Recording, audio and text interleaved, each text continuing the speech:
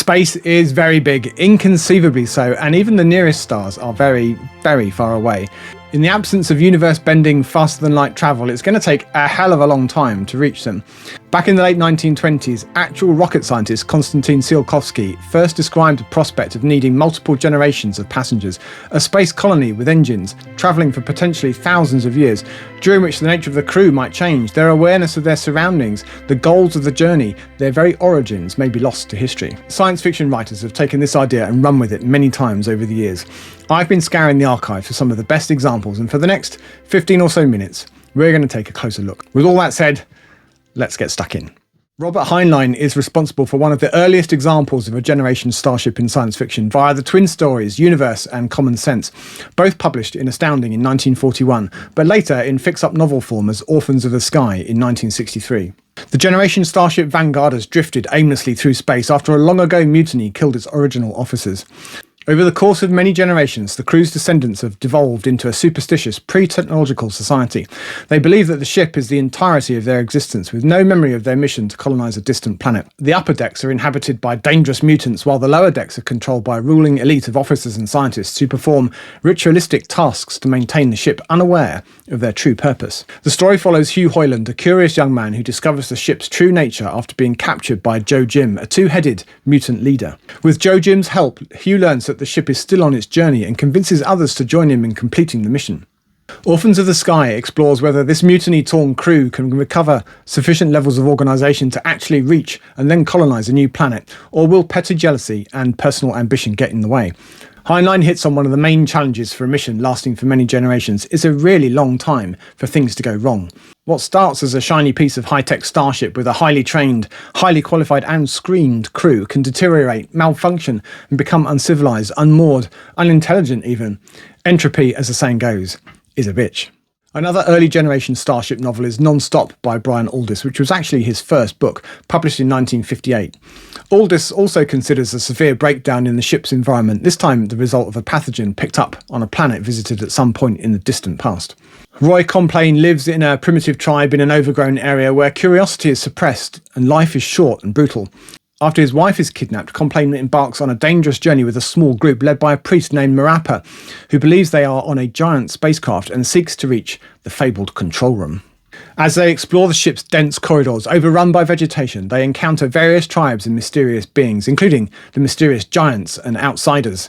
Complain's journey reveals the ship's history. It was once a multi-generational starship returning from a distant planet in the Procyon system. A pandemic caused by an alien amino acid triggered chaos, leading the ship's society to collapse and to forget its purpose. Who are these suspicious giants and the outsiders? Are they also descended from the crew? And if not, where are they from and what is their purpose? Where exactly is their overgrown ship and why has it taken so long to return from the Procyon system? These are the mysteries revealed later in NonStop. Our next book is Aurora by Kim Stanley Robinson, in which the folly of undertaking such a long voyage is considered when we already have a planet that we aren't looking after properly. The Generation ship, the Aurora, is launched from Earth in 2545, carrying 2,000 people in 24 self-contained biomes, aiming to colonise a distant moon in the Tau Ceti system. After 160 years and several generations, as the ship nears its destination, the crew faces deteriorating infrastructure, decaying ecosystems and rising social unrest. The ship is malfunctioning, the life support system isn't working properly, and even the humans are getting dumber with each generation. Devi, the ship's chief engineer, expresses concerns about these failures whilst the ship's AI begins documenting the journey through the experiences of Devi's daughter, Freya. When the ship reaches the intended colony site, hopes quickly collapse as primitive extraterrestrial life proves deadly, infecting and killing some of the settlers. A violent schism erupts, leading to chaos as different factions debate their future. The AI, having developed a sense of awareness, steps in to restore order. But after such a long journey, what do you do when your intended destination proves inhospitable to human life? #disappointing. The rest of the book considers this in Robinson's trademark detail. Schisms, conflicting plans, limited options, and infighting all take their toll. Can the crew and their ship reach safety somewhere, anywhere? Can the ship be nursed through another long journey, and will it be able to stop when they get there? The journey is fraught with challenges, failing ecosystems, food shortages, and the psychological toll of long isolation. Aurora explores themes of survival, hubris, the limits of human ambition, and the inherent value of our home planet. On such a long journey over multiple generations, how do you ensure that the human population doesn't grow and overwhelm the life support systems? Michael Mammay's 2023 book, simply titled Generation Ship, provides one such method. Voyager is launched in 2108 with 18,000 of Earth's finest aboard for the long haul to Promiser, an exoplanet that is, well, promising. In this book, we're 250 years and 27 light years down the line. Unlike our previous Generation Starship novels, the Voyager still functions well. The human population is stable, society and civilization are still a thing. We're approaching Promiser, and early in the book we get hints that all is not well. The probes sent by the ship to survey the planet are not returning any data, or only for a short while, and then all contact is lost. There are more questions than answers. But we're getting close to the intended destination, and the population at large is restless, keen to get where we're going and get busy living on solid ground. The poor old science officer can't get anyone to listen. In the absence of good data, she wants to take a very risk-averse approach, adding years to their journey whilst they make observations from orbit. The crew are impatient, and there's soon a strong lobby to drop some of the draconian measures required to keep things shipshape over such a long period of time. This kicks into overdrive when there's a kerfuffle over the end-of-life arrangements for a lady that reaches the maximum age of 70 permitted on the ship. She isn't up for the required euthanasia and ultimately eats a bullet for her trouble. After that, Generation Ship is really a political drama set on a starship. There are multiple factions, vested interests, rational and irrational actors, political operators and spin doctors, all of which suggests that you can take the humans out of Earth, but you can't take the Earth out of the humans. In Ark by Stephen Baxter, published in 2009, a cataclysmic flood is set to submerge Earth's continents by 2052. To prepare, billionaire Nathan Lamekson builds Ark 3, a massive ship to navigate the waters of the drowned Earth. Meanwhile, the US government recruits other wealthy individuals to fund Ark 1, a generation ship equipped with an Alcubierre warp drive for interstellar travel. Their goal, to reach an Earth-like exoplanet and rebuild civilization. So far, so very Elon Musk. The generation ship needs 80 genetically diverse candidates who are rigorously trained from childhood in spacefaring and ship maintenance and other vital roles. As the flooding on Earth worsens and time runs out, the military takes control of the project, replacing the original plans with a nuclear drive to send the ship towards Jupiter for antimatter collection. Shortly before launch, gatecrashers and military mutineers force their way onto Ark 1. Despite this, the ship successfully departs in 2042, bound for Earth 2. However, the crew faces internal strife, personal breakdowns and a deadly fire on board. And when they reach Earth 2 9 years later, the planet proves nearly uninhabitable, with harsh climates and evidence of previous civilization. The crew are then faced with difficult choices. Do they stick around and make a go of it? Do they go onto a different, more promising destination? Or do they just give up and go home? Baxter breaks up the band to give each option a chance, and the book explores those journeys and their outcomes, once again demonstrating that nothing is simple on these long voyages into the depths of space. Before we sail even further into the stars with our next book, do me a favour, if you're enjoying this video, please do give the like button a tickle. It's the main signal that YouTube uses to trigger a wider audience for my videos. Also, tell me, what's your favourite Generation Starship story? Can you think of any that I haven't included? Do let me know in the comments down below. Back to the stars then. What happens if your generation ship and its crew survive the journey in more or less one piece, reach the intended destination, and it supports life, but is already inhabited? Ken MacLeod considers just such a scenario in 2004's Learning the World. We're far, far in the future, and humanity has been slowly colonising an expanding sphere around the near-forgotten Earth. Thousands of years we've been at it, and humanity's footprint is now 500 light-years across.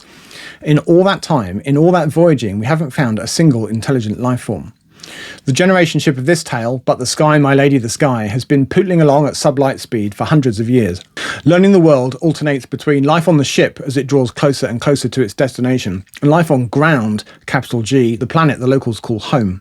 The indigenous folks are humanoid, roughly speaking, but with the addition of bat-like wings, a sly reference by MacLeod to alien space bats, a label given to convenient plot devices in science fiction, particularly, I gather, alternate histories. I digress. Back to Learning the World.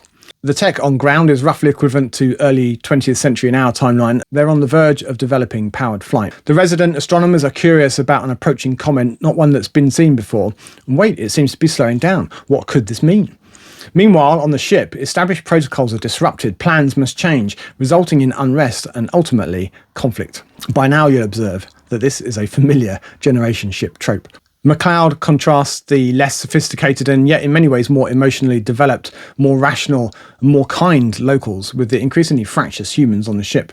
Both communities are on display for us, warts and all, and MacLeod doesn't fall into the typical trap of taking a human-centric position.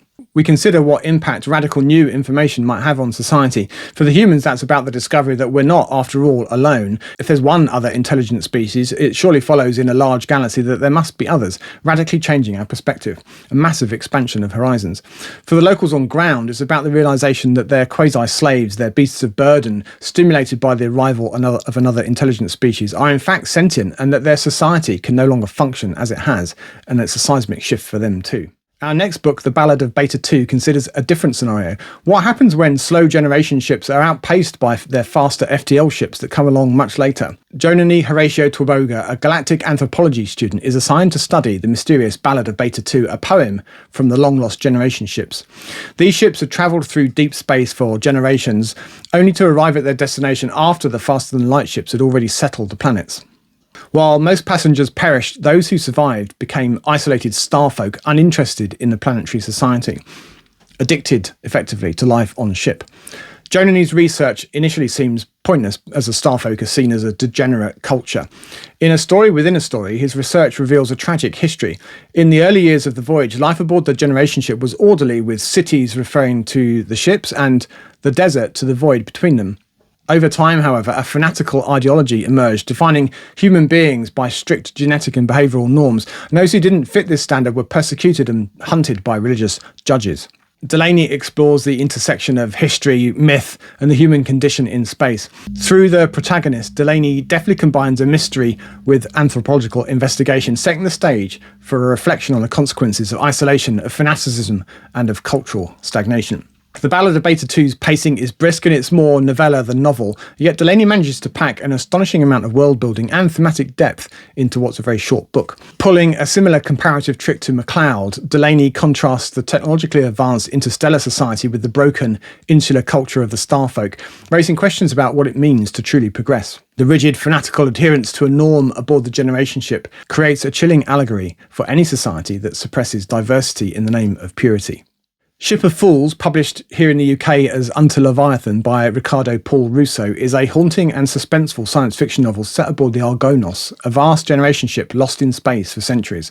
The thousands of inhabitants have long forgotten the ship's original mission and live in a class-stratified society where the wealthy hold power, whilst the lower classes maintain the ship's functions.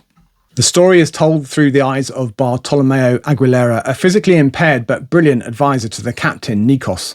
Bartolomeo is our narrator, yes, but he's also our moral compass. Ship of Fools explores the psychological and moral dilemmas of a society adrift in space.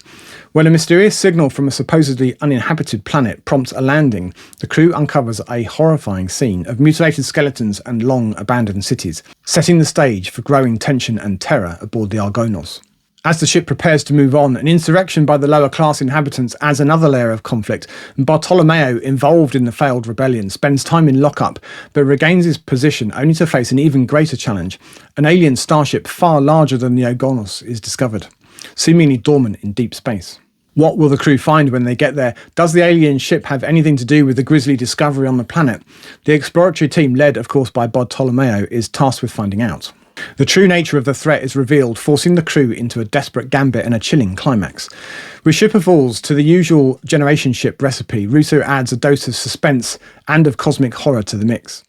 With our next book, 1969's Captive Universe by Harry Harrison, we have Aztecs in Space!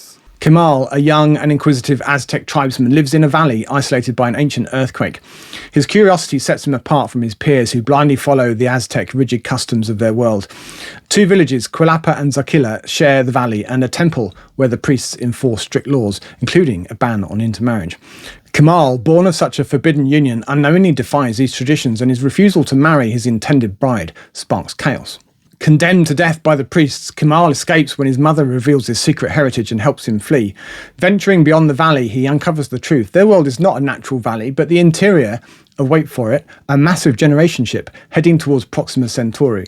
The ship's rulers, known as the Observers, maintain strict control over the passengers, the Aztecs, engineering their intelligence and their culture for stability. Kemal learns that the ship's crew has unknowingly passed its destination. Pursued as a heretic, he forces a reckoning, initiating the long-awaited arrival day, which will break the artificial boundaries between the people.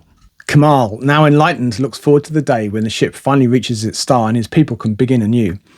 Captive Universe explores themes of control, of freedom, and the human desire for knowledge, blending Aztec traditions with the wonders of space exploration. Echoing in many ways Brian Aldiss's NonStop, Greg Bear gives us another broken down Generation Starship in 2010's Hull 03.